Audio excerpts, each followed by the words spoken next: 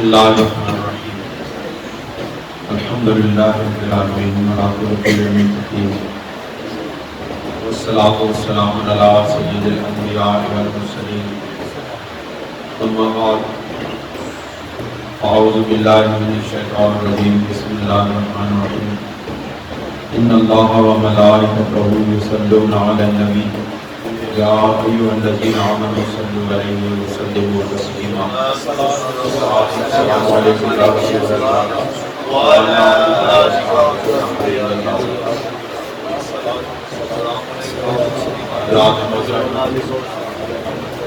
مکتوبات امام ربانی سے آج ہم دفتر اسموں پر 84 نمبر مکتوب سے عرض کرنے لگے اور یہ آداب طریقت کے متعلق ہے۔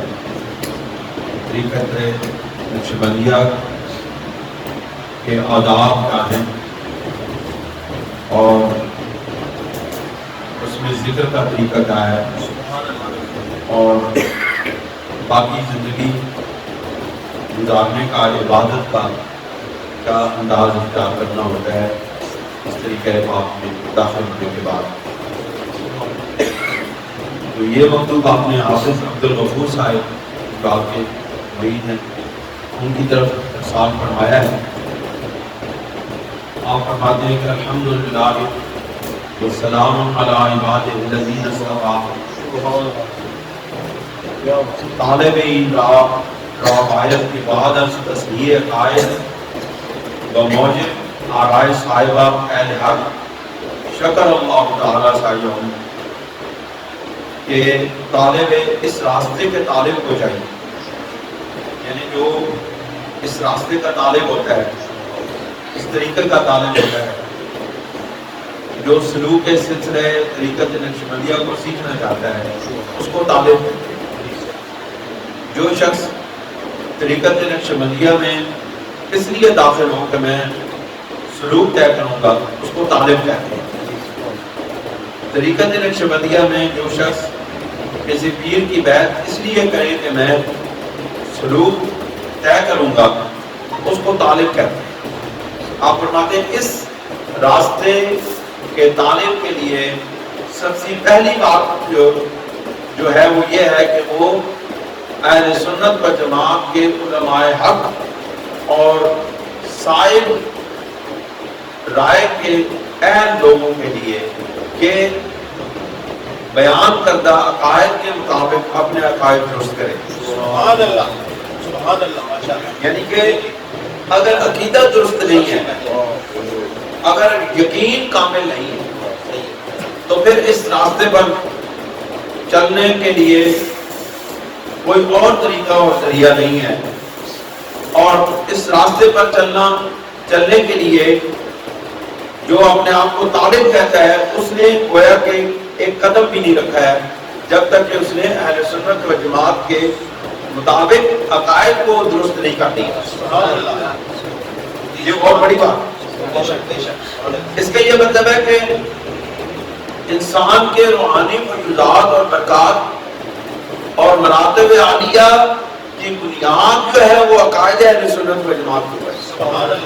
اگر عقیدہ اہل سنت و جماعت کے مطابق نہیں ہے تو پھر ذکر اذکار کا، عبادات کا، ریاضات کا اور دوسرے جو مشقیں ہیں ان کے کرنے کا کوئی فائدہ نہیں۔ لہذا سب سے پہلی بات جو امام ربانی حضرت مجدد الفسانی رضی اللہ تعالیٰ عنہ نے بیان فرمائی کہ اس راستے کے طالب کے لیے سب سے پہلا قدم، پہلا معاملہ جو ہے وہ یہ ہے کہ اپنے عقیدے کو درست کریں، کیونکہ اگر عقیدہ درست نہیں ہے، اگر اندر کا ایمان کامل نہیں، اگر یقین کامل نہیں ہے، اگر ظاہری طور پر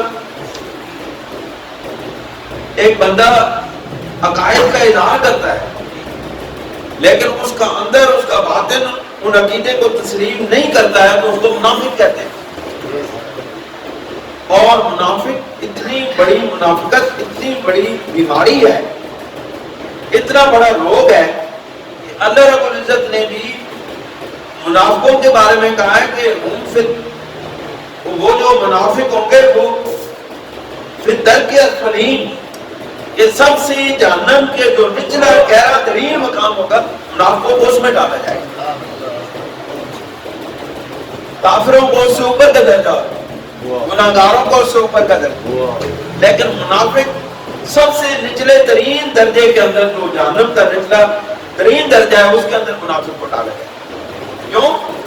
اس نے جو ظاہری طور پر اپنے آپ کو جس کام کے لیے پیش کیا، اس نے لوگوں کو دھوکہ دیا، انہوں نے لوگوں پر ظاہر کیا کہ میں ایمان والا ہوں، اس نے لوگوں کو یہ بتایا کہ میں یقین کامل رکھتا ہوں، لیکن اس کے اندر اس کا یقین نہیں ہے، اس عقیدے کا یقین نہیں ہے، اللہ رب العزت کی وحدانیت پر یقین نہیں ہے، رسول اللہ صلی اللہ علیہ وسلم کی رسالت پر یقین نہیں ہے، تو ایسے شخص کو منافق کہتے ہیں. آپ فرماتے ہیں سب سے پہلے یقین کامل کرو کہ جس کی طرف تم جا رہے ہو، جس راستے پر تم چلنے کے لیے پہلا قدم رکھ رہے ہو، کیا تم اس کو مانتے بھی ہو کہ نہیں؟ کیا تمہیں اس کی ذات پر یقین بھی ہے کہ نہیں؟ کیا تمہیں اس تک پہنچنے پر ایمان بھی ہے کہ نہیں؟ کیا تم اس ذات کا، جس ذات کی طرف تم جانے کے لیے اس طریقے کو اختیار کرنا چاہ رہے ہو، کیا تمہیں اس ذات پر ایمان بھی ہے کہ نہیں؟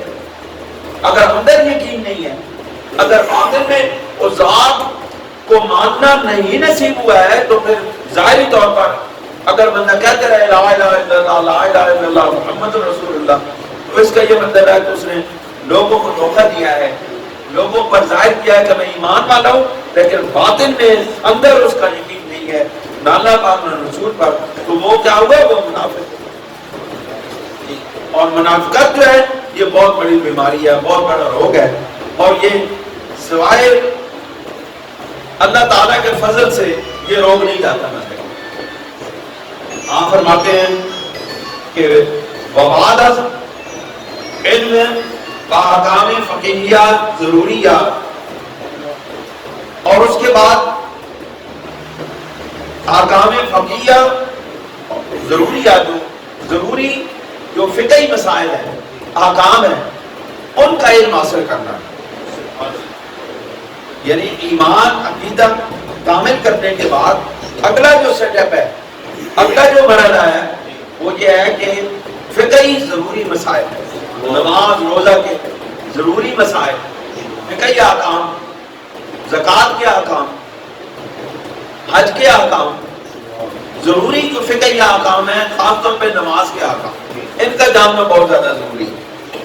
کیونکہ اگر آپ نے نماز عبادت کی، نماز ادا کی، لیکن فقہی احکام سے آپ کو آگاہی نہیں ہوئی، اور نماز آپ نے اللہ کے حکموں کے مطابق، رسول اللہ صلی اللہ علیہ وسلم کے احکام کے مطابق، طریقہ رسول اللہ صلی اللہ علیہ وسلم کے مطابق اگر آپ نے نماز ادا نہیں کی، تو وہ عبادت قابل قبول نہیں ہے. انسان سے غلطی کا ہو جانا اور بات ہے، لیکن جان بوجھ کے کسی حکم کا سمجھنا اور نہ جاننا، جان بوجھ کے نہ پوچھنا کسی سے کہ مجھے یہ کام کس طرح، یہ رکن نماز کیا، نماز مجھے کس طرح ادا کرنی چاہیے، مجھے اس کے اندر کیا پڑھنا چاہیے، کس طرح پڑھنا چاہیے، مجھے ارکان کس طرح ادا کرنے چاہیے، یہ اگر کسی شخص کو نہیں پتا اور وہ پوچھتا بھی نہیں ہے تو وہ مجرم ہے. آپ پھر فرماتے ہیں کہ اس کے بعد کیا ہے؟ وبعد العمل بمقتضائے آن علم، اور اس کے بعد جو آپ کو ان احکامات کا علم ہو گیا، جو اسلام کے احکامات کا علم ہو گیا، جو اللہ اور اس کے رسول کے احکامات کا علم ہو گیا، ان پر عمل کرنے کے بعد، یعنی دو چیزیں، تین باتیں ہو گئی، عقیدہ اہل سنت و جماعت کا، اور ضروری احکامات کا علم، اور اس علم کے بعد اس علم کے مطابق عمل. یعنی علم بھی ہو اور عمل نہ ہو تو علم بھی کسی کام کا نہیں، اور اگر عمل ہو اور اس کا علم نہ ہو تو یہ عمل بھی کسی کام کا نہیں. لہذا علم حاصل کرنا، یہ رسول اللہ صلی اللہ علیہ وسلم نے فرمایا کہ طلب العلم فریضۃ علی کل مسلم و مسلمہ، کہ علم حاصل کرنا یعنی احکامات ضروریہ کا علم حاصل کرنا ہر مسلمان مرد اور عورت پر فرض ہے. اگر کسی مرد نے یا عورت نے احکامات عبادت کے احکامات، دینی احکامات کا علم حاصل نہیں کیا تو اس نے گویا کہ رسول اللہ صلی اللہ علیہ وسلم کے اور اللہ کے حکموں کی خلاف ورزی کی۔ پھر فرماتے ہیں کہ جمیع اوقات خود را مصروف ذکر الہی جل شانہ گردانت۔ پھر فرماتے ہیں یہ تین کام کرنے کے بعد اپنے تمام اوقات کے اندر، جمیع اوقات کے اندر اللہ کا ذکر کرو، اللہ کی یاد کرو۔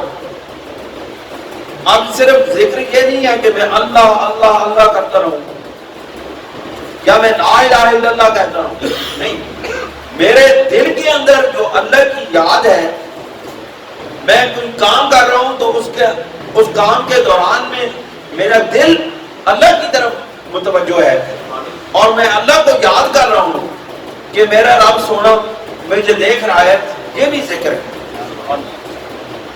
میں کسی سے گفتگو کر رہا ہوں اور میرے دل کے اندر یہ خیال ہے کہ میری جو گفتگو میرا رب سن رہا ہے، تو یہ بھی ذکر ہے۔ میں کسی سے معاملہ کر رہا ہوں تو میرے دل کے اندر یہ خیال ہے کہ میرا رب سونا مجھے دیکھ رہا ہے، تو یہ بھی ذکر ہے۔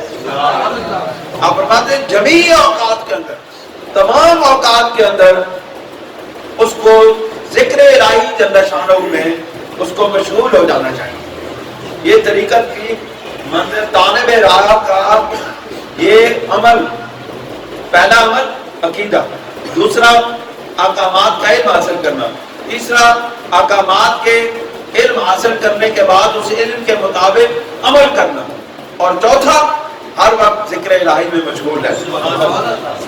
یہ چار چیزیں ہوں گی۔ پھر فرماتے ہیں کہ بشرط آن کہ آن ذکر رہا از شیخ کامل مکمل اخذ کردہ باشد، لیکن اس کی شرط یہ ہے کہ وہ جو ذکر تم کر رہے ہو، جو تم ذکر کر رہے ہو، وہ تم نے کامل مکمل شیخ سے حاصل کیا۔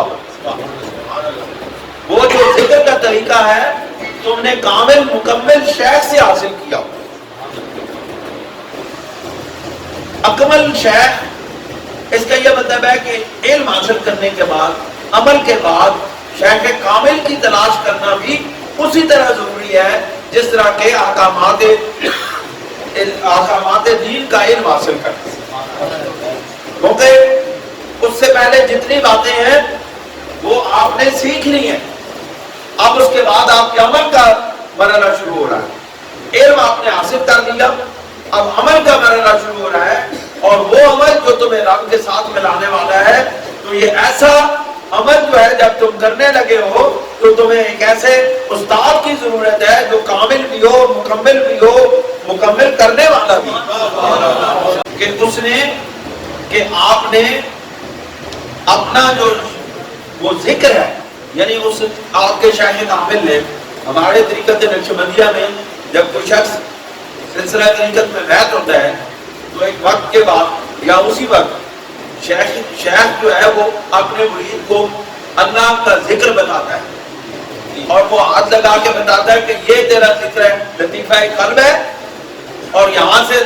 تو نے یہ خیال کرنا ہے کہ مجھے میرے رب کا جو فیض ہے وہ میرے مرشد کے لطیفہ قلب سے میرے لطیفہ قلب میں آ رہا ہے، اور یہاں پہ اللہ اللہ اللہ ہو رہی ہے۔ یہ جب مرشد بتاتا ہے تو پھر خیال کے ساتھ، زبان کے ساتھ نہیں، زبان کو تالو سے لگا لینا ہے، اور خیال کے ساتھ یہاں پہ کہنا ہے اللہ اللہ اللہ۔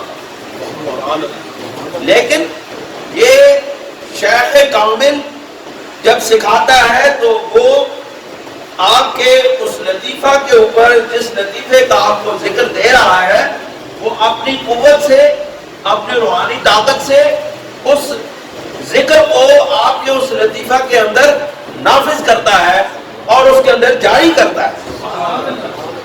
شیخ کامل مکمل ہو، اگر شیخ کامل ہے، مکمل ہے، تو جس وقت وہ آپ کو اپنے سامنے بٹھا کے آپ کو طریقہ ذکر بتاتا ہے، پھر وہ آپ کے اس لطیفہ کے اوپر توجہ کرتا ہے، تو آپ کو محسوس ہونا چاہیے کہ آپ کا وہ لطیفہ ذکر کر رہا ہے اور اللہ اللہ کی وہاں سے آواز آ رہی ہے. آپ فرماتے ہیں یہ جو اخذ ہے، اخذ طریقہ ہے، یہ شیخ کامل مکمل سے حاصل کرنا چاہیے. فرماتے ہیں کیوں؟ زیرا کے ناقص کامل نہیں آیا. آپ فرماتے ہیں اس لیے کہ جو ناقص پیر ہوتا ہے اس سے انسان کو کامل چیز نہیں مل سکتی ہے. ناقص پیر سے کامل چیز نہیں مل سکتی. اگر مشین ناقص ہے تو پروڈکشن ناقص دے گی. اگر آپ کی مشین ویئر اینڈ ٹیئر ہو چکی ہو، اس کے کمپوننٹس ویئر اینڈ ٹیئر ہو چکے ہوں، تو اس کے اوپر جو چیز بنائیں گے وہ سینٹر سے آؤٹ ہوگی، چیز کیا بن جائے گی. اگر آپ کا سانچہ، آپ کا جو ڈھلائی کرنے والا سانچہ ہے، اس کے کنارے ٹوٹ چکے ہوں اور وہ ناقص ہو، تو اس کے اندر جو چیز ڈالیں گے وہ بھی ناقص ہوگی. اس لیے ناقص سے کامل چیز کا توقع مت کرنا. ناقص سے تمہیں نقصان ضرور ہو سکتا ہے. ناقص کے پاس بیٹھو گے تمہیں نقصان ہوگا. ناقص سے کبھی کامل چیز نہیں بنتی ہے، کامل سے کامل چیزیں بنتی ہیں.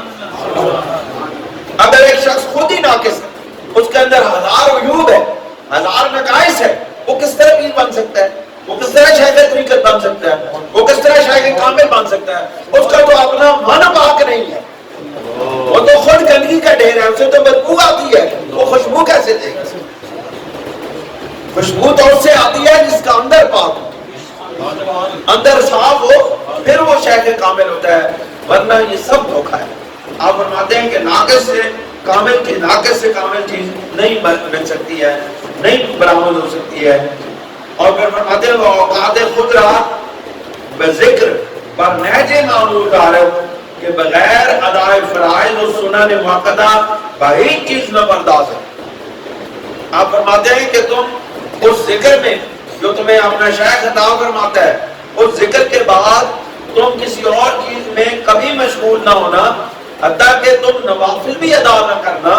اپنی طرف سے کوئی وظیفہ بھی نہیں پڑھنا ہے، اپنی طرف سے نوافل بھی نہیں ادا کرنے ہیں، صرف فرائض اور سنت موقتہ کی. سبحان اللہ. صرف آپ کو اجازت ہے کہ آپ فرائض اور سنت موقتہ ادا کریں، اور نوافل کے بھی آپ کو اجازت نہیں ہے بغیر مرشد کی اجازت کے. صرف ذکر الہی جو آپ کا مرشد آپ کو ادا کرے وہ ذکر کرتے رہیں، ذکر کرتے رہیں. یہی بات یاد رکھیں، یہ ان نوافل کی ممانعت نہیں ہے جو نماز کے ساتھ مسنون ہے. یہ وہ جو ہم نماز کے ساتھ مثلا ظہر کی نماز کے آخر میں ہم 2 نفل پڑھتے ہیں، یہ ممنوع نہیں ہے. جو اس کے علاوہ جو ہم نوافل پڑھتے ہیں وہ اپنے مرشد کی اجازت کے بغیر، جو طالب ہوتا ہے اس کے لیے وہ اجازت نہیں ہے اس کی کہ وہ نوافل پڑھے، سوائے اس کے کہ وہ فرض پڑھے، سنت موقتہ پڑھے، سنت غیر موقتہ پڑھے، اور جو نوافل نماز کے ساتھ اٹیچ ہے وہ پڑھے. اس کے علاوہ ہر وقت ذکر الہی میں مشغول رہے. پھر فرماتے ہیں کہ حتیٰ کہ تلاوت قرآن و عبادات نافلہ را نیز موقوف دارا، حتیٰ کہ قرآن مجید کی تلاوت بھی نہ کرے اور ہر نوافل سے کو موقوف کر دے، اس کے اندر وقفہ ڈال دے، اس کو روک دے، صرف اور صرف ذکر الہی کرے. کیوں؟ وجہ کیا ہے؟ اس کی وجہ کیا ہے؟ تلاوت سے بھی روکا جا رہا ہے، نوافل سے بھی روکا جا رہا ہے. اس کی وجہ یہ ہے کہ جب طالب ابتدا میں جب ذکر کی طرف مائل ہوتا ہے تو شیطان اس کے دل کے اندر وسوسہ ڈالتا ہے کہ اب تم نے ذکر کر لیا، اب ذرا تھوڑے سے نفل پڑھ لے، اب ذرا کوئی اور عبادت کر دے، اب ذرا تلاوت کلام مجید کر دے. کیوں؟ اس وقت وہ جو ذکر ہے وہ آپ کے اندر لطائف کو روشن کر رہا ہوتا ہے، اور شیطان نہیں چاہتا کہ اس کا لطیفہ، اس کے لطائف روشن اور منزہ اور پاک ہو جائے. یہ دراصل ممانعت کی وجہ ہے.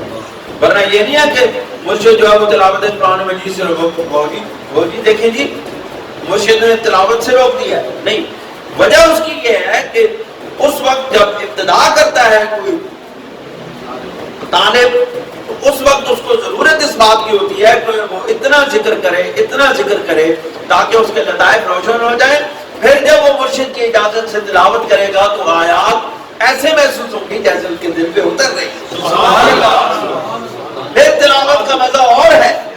ویسے تلاوت کرو گے تو اور بات ہوگی، لیکن جس وقت ذاکر بن کے اللہ کے آیات کی تلاوت کرو گے تو معاملہ کچھ اور ہو جائے گا.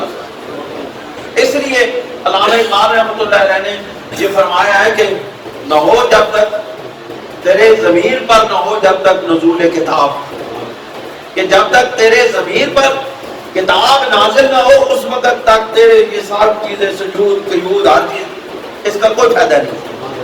یہ کتاب تیرے دل پر نازل ہونے چاہیے، اور دل پر تب نازل ہوگی جب اس کا تعلق مصطفیٰ کریم سے ہوگا. یہ دل جب سرور کونین صلی اللہ علیہ وسلم سے جڑ جائے گا تو اس وقت اس کے اوپر نزول کتاب ہوگا. کیوں کہ کتاب کا نزول قلب اطہر مصطفیٰ صلی اللہ علیہ وسلم پر ہوگا. اور یہ دل اس وقت تک نہیں جڑ سکتا جب تک یہ پاک ہو کے منزہ اور صاف نہ ہو جائے. یہ مصطفیٰ کے لیے یہ سرزمین تیار نہیں ہوتی کہ ان کی آمد اس دل میں ہو. دل پاک کرو گے تو پاک لوگ آئیں گے، دل کے اندر نجاست ہوگی تو نجس لوگ آئیں گے، پاک ہوگا تو پاک آئیں گے. اس لیے پاک پہلے کرنے کی ضرورت ہے.